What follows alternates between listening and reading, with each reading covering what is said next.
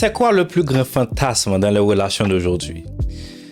Nous vivons dans une époque où les relations ont beaucoup changé. Les réseaux sociaux, les applications de rencontres, les films, les séries, la musique et même certaines attentes de la société ont profondément influencé notre manière de concevoir l'amour. Et aujourd'hui, beaucoup de personnes rêvent d'une relation parfaite. Elles veulent être aimées, désirées, comprises, respectées et valorisées. Mais derrière toutes ces attentes se cache souvent un grand fantasme. Et ce grand fantasme, c'est de trouver quelqu'un qui va enfin combler tout ce qui me manque. Et c'est peut-être là l'un des plus grands fantasmes des relations modernes. On imagine parfois qu'une personne va arriver dans notre vie et régler toute notre solitude, nos blessures, nos insécurités, nos frustrations et même notre manque de confiance. Donc on attend que l'autre soit à la fois amoureux, meilleur ami, conseiller, protecteur, source de bonheur, soutien émotionnel et réponse à tous nos besoins. Mais mes chers amis, une relation saine n'est pas une personne qui vient compléter une personne incomplète, mais c'est deux personnes qui apprennent à construire ensemble sans demander à l'autre de devenir leur soutien à tout. Et la première chose qu'on va voir, c'est le fantasme de la personne parfaite. Le fantasme de la personne parfaite. Beaucoup de personnes cherchent aujourd'hui la bonne personne, comme si cette personne devait être parfaite. Et elle doit être belle, elle doit être beau, romantique, fidèle, drôle, intelligent, compréhensif, disponible, ambitieux, spirituel, patient et capable de savoir quoi dire. Mais la réalité, mes frères et sœurs, mes chers amis téléspectateurs, la réalité est différente. Parce qu'il n'existe pas de partenaire parfait.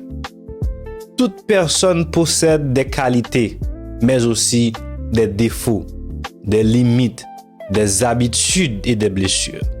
Donc le problème commence lorsque nous comparons constamment notre partenaire réel avec une personne imaginaire que nous avons construite dans notre tête.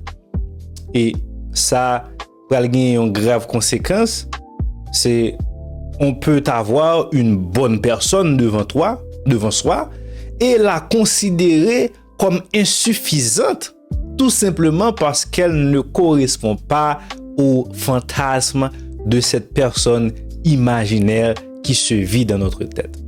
Donc la maturité consiste à comprendre: je ne cherche pas quelqu'un de parfait, mais je cherche quelqu'un avec qui je peux construire quelque chose de sain. La deuxième chose, le fantasme d'être aimé sans avoir à faire d'efforts. Ça, c'est une autre illustration très importante que je vais vous donner. Par exemple, si cette personne m'aime vraiment, tout devrait être facile. C'est méchant de dire ça. Et c'est pas nécessaire du tout. C'est pas nécessaire du tout. Parce que l'amour peut être sincère et pourtant demander des efforts. Une relation, mes chers amis, une relation nécessite la communication. Une relation nécessite le pardon. Une relation nécessite de la patience. Une relation nécessite des compromis. Une relation nécessite de l'écoute, de la maturité, du respect et surtout de la responsabilité. Donc, aimer quelqu'un ne signifie pas toujours être d'accord avec cette personne. Parce que parfois, aimer signifie apprendre à discuter sans détruire l'autre. Parfois, aimer signifie reconnaître et dire « j'ai eu tort, pardonne-moi ». Parce qu'une relation qui fonctionne uniquement lorsque tout est facile n'a pas encore été testé ou bien été réellement testé. Très important. Et la troisième chose qu'on peut voir, c'est le fantasme d'être constamment désiré. Le fantasme d'être constamment désiré. C'est un problème très grave. Parce qu'aujourd'hui, beaucoup de personnes associent leur valeur au niveau d'attention qu'elles reçoivent. Beaucoup de personnes associent leur valeur à un message, un commentaire, un like. C'est pas bien. Un compliment. C'est pas bien. C'est pas bien. Une réaction sur une photo. C'est pas bien. Une personne qui regarde leur profil, une personne qui regarde leur story. C'est pas bien. Parce que tout cela peut simplement donner l'impression que je suis important parce que quelqu'un me désire. Mais le désir des autres, mes chers amis, le désir des autres ne définit pas notre valeur. Le désir des autres ne définit pas ta valeur. Dans une relation, il est normal de vouloir être apprécié et désiré. Mais il devient dangereux, très dangereux, de dépendre constamment de cette validation. Parce que si l'attention diminue, c'est là que va apparaître le danger. Si l'attention se diminue, la personne peut commencer à se demander, est-ce qu'il ou elle m'aime encore? Est-ce que je suis encore attirante? Est-ce qu'il ou elle a trouvé quelqu'un de mieux? C'est ce qui va se passer lorsque nous basons sur des valeurs éphémères dans une relation. La relation devient alors une recherche constante ou permanente de validation et c'est pas bien. Quatrièmement, le fantasme des réseaux sociaux. Le fantasme des réseaux sociaux. Les réseaux sociaux ont créé aujourd'hui une image particulière du couple. Et c'est un danger. C'est un danger très grave parce que aujourd'hui, on voit sur les réseaux sociaux, on peut voir des voyages, des cadeaux, on peut voir des anniversaires, on peut voir des déclarations d'amour, des photos parfaitement préparées. On peut voir des couples qui semblent être heureux. Mais on ne voit presque jamais les conversations difficiles, les désaccords, pas vrai, les inquiétudes, pas vrai, les sacrifices, les moments de solitude, les problèmes financiers, les erreurs, les efforts nécessaires pour maintenir ces relations. Non pas presque web bagage ça sur les réseaux sociaux. Et on compare donc notre réalité complète avec la vitrine des autres. C'est pas bien, c'est pas juste. C'est une comparaison totalement et complètement injuste. Parce que un couple peut publier 50 belles photos et avoir des graves problèmes derrière la caméra. Et le principe pour aujourd'hui, c'est tout ce qui brille sur Internet n'est pas nécessairement le reflet de la réalité. Pas vrai? Cinquièmement, c'est le fantasme de l'amour qui guérit toutes les blessures. Certaines personnes entrent dans une relation, elles entrent dans une relation avec cette pensée. Si quelqu'un m'aime suffisamment, je vais enfin me sentir bien. Mais une relation, mes chers amis, une relation peut apporter du soutien. Elle peut apporter la sécurité et de la joie. Mais cependant, elle ne doit pas devenir une thérapie permanente pour toutes nos blessures. Non. Parce que si quelqu'un entre dans une relation avec une profonde insécurité et demande constamment à son partenaire de lui prouver qu'il est aimé, cela peut devenir épuisant. Cela peut même devenir toxique parce que le partenaire finit par devoir rassurer l'autre continuellement. Ça peut devenir épuisant pour mon nom. Et à ce point, il faut donc apprendre à distinguer être soutenu par quelqu'un et dépendre entièrement de quelqu'un pour aller bien. Il y a une grande différence lorsque on a soutenu avec lorsque ou dépendre constamment et entièrement de cette personne. Sixièmement, le fantasme de l'amour sans conflit. C'est un grave problème. Certaines personnes pensent si nous nous aimons vraiment, nous ne devrions jamais nous disputer. Cette tendance est fausse. C'est complètement faux. Parce que deux personnes différentes peuvent avoir des opinions différentes. Deux personnes différentes peuvent avoir des opinions différentes. Le problème n'est pas toujours le désaccord, mes chers amis. Mais le vrai problème, c'est la manière dont nous gérons le désaccord. Deux personnes peuvent être en désaccord sans se manquer de respect. Pas vrai? Vous êtes tous d'accord avec moi, pas vrai? Ok. Par exemple, elles peuvent dire, je ne suis pas d'accord avec toi, mais je te respecte. Aussi simple que ça. Cette phrase peut faire une très grande différence. Et cette phrase, c'est un signe de maturité. Parce qu'une relation saine ne signifie pas l'absence de conflit. Une relation saine signifie tout simplement la capacité, pas vrai? La capacité de traverser le conflit sans détruire la relation. Septièmement, le fantasme de trouver quelqu'un qui me comprend toujours. C'est un désir très humain et c'est normal. Je veux quelqu'un qui me comprend parfaitement. C'est humain. Mais même les personnes qui nous aiment profondément ne peuvent pas toujours avoir ou bien savoir ce que nous ressentons. Parce que parfois, notre partenaire ne comprend pas immédiatement notre silence. Nous devons être d'accord sur ça. Il ne comprend pas toujours quelque chose nous a blessés. Pas vrai? Il ne sait pas que il ne sait pas ce que nous avons besoin. C'est pourquoi la communication est indispensable.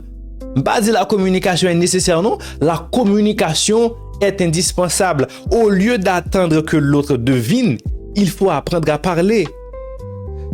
Pas vrai? Il faut apprendre à parler. Il faut apprendre à dire ce que je ressens. Il faut apprendre à dire, voilà ce qui m'a blessé. Voilà ce dont j'ai besoin. Il faut apprendre à dire ces choses-là. Parce que une relation mature, mes chers amis, ne repose pas sur la télépathie. Une relation mature se repose sur la communication. Sur la communication. Très important. Huitièmement, le fantasme de toujours ressentir les mêmes émotions. Au début d'une relation, il peut y avoir beaucoup d'excitation, beaucoup de passion, pas vrai? On pense souvent à l'autre. Au début d'une relation, on peut parler pendant des heures. Chaque message semble être très important, pas vrai? Très important, disons mieux. Tout paraît nouveau au commencement d'une relation. Mais avec le temps, mes chers amis, la relation entre deux personnes entre dans une autre phase avec le temps. L'excitation initiale peut diminuer. Pas vrai? L'excitation initiale peut diminuer. Cela ne signifie pas, ou bien cela ne signifie nécessairement pas que l'amour est mort. Cela peut simplement signifier que la relation passe de l'émotion intense à l'amour construit, à l'amour véritable, à l'amour solide. L'amour mature n'est pas seulement je ressens quelque chose pour toi, mais c'est aussi je choisis de prendre soin de notre relation. Parce qu'il y a une grande différence entre ce qu'on ressent et ça, nous voulons prendre soin. Pas vrai? Très important. Très important. Et neuvièmement, le fantasme de recevoir sans donner. Une relation ne peut pas fonctionner durablement avec une seule personne qui donne et l'autre qui reçoit. Non. Non, non, non, non. Non. Beaucoup veulent être écoutés. Beaucoup veulent être compris, être respectés, être soutenus, être pardonnés.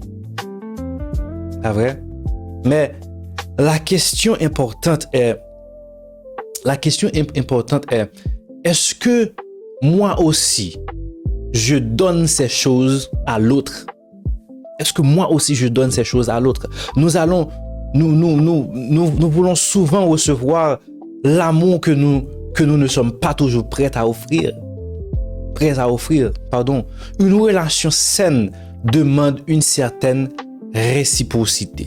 Je veux être respecté, mais est-ce que je respecte l'autre? Je veux être écouté, mais est-ce que j'écoute? Je veux écouter, mais est-ce que je prends le temps pour m'écouter? Je veux être pardonné, mais est-ce que je sais pardonner? Est-ce que je pardonne cette personne? Je veux être compris, mais est-ce que je cherche à comprendre? Est-ce que je cherche à comprendre? C'est très important. Parce que dans la relation, je dis, nous mettons des boundaries, nous mettons des valeurs que nous voulons que le monde s'abonne nous, que nous voulons recevoir. Mais un peu de fois, nous entrons dans une relation avec objectif qui ça nous vient chercher, mais nous pas entrer dans une relation avec qui ça nous pral porter dans la relation ça. C'est deux différents bagages. Lorsque je viens dans une relation, lorsque je m'entre dans une relation avec tendance qui ça me pral recevoir dans la relation ça. Par exemple, je pral recevoir un monde qui comprend moi, qui respecte moi, qui donne valeur, qui prend soin, qui tend qui pardonne, mais je pas entrer dans une relation avec un sac provision que moi pral venir moi-même dans relation, je pral venir laguer dans relation. Pas vrai? Parce que nous avons tendance à recevoir. Mais est-ce que nous avons tendance pour nous porter aussi dans la relation? Est-ce que nous avons tendance pour nous porter un bagage dans la relation? Il faut que nous réfléchissions sur ça avant de nous entrer dans la relation. Dixièmement, pourquoi avons-nous autant de fantasmes sur l'amour? C'est parce que nous avons souvent appris l'amour à travers des histoires. Les films nous montrent souvent rencontre plus passion, difficulté plus réconciliation égale bonheur éternel. Mais la vraie vie, mes bien-aimés, mes chers amis, la vraie vie continue après le générique. Il faut payer les factures. Il faut payer les factures. Il faut gérer les responsabilités. Il faut faire face au changement. Il faut faire face au changement. Il faut prendre soin de la famille. Donc, la réalité de l'amour est bien différente de ça qu'on regarde dans un film. Il faut traverser les périodes difficiles. Il faut apprendre à communiquer. Il faut apprendre à grandir ensemble. Très important. Donc, c'est là que l'amour devient réel. C'est là que l'amour devient réel, mes chers amis. Donc, le véritable amour dépend de la maturité, que l'on veuille ou non. Un peu le monde pense que le véritable amour dépend de un bel homme, une belle femme, beaucoup d'argent. Mais le véritable amour dépend de la maturité.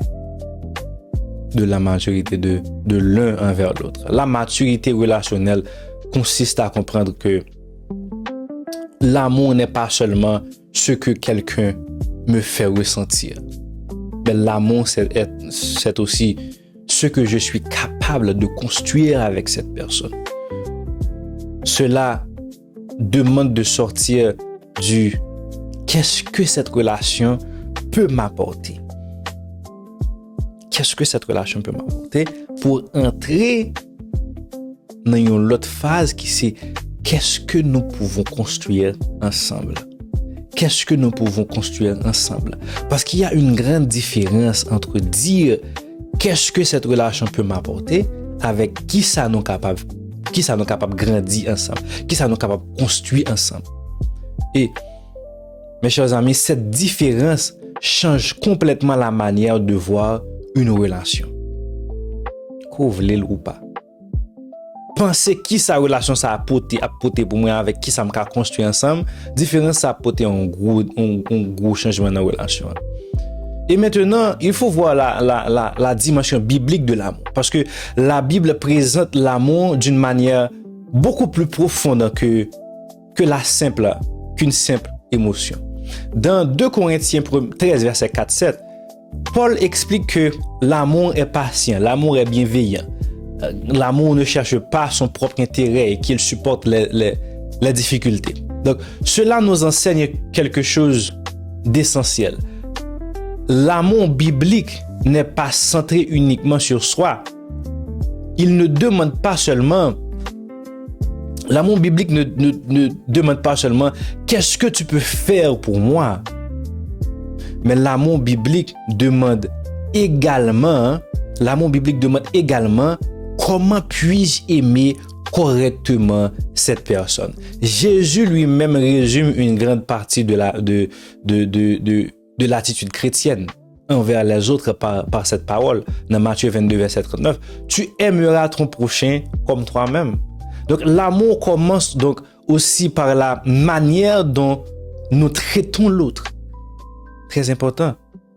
Parce que le couple parfait n'existe pas. Non.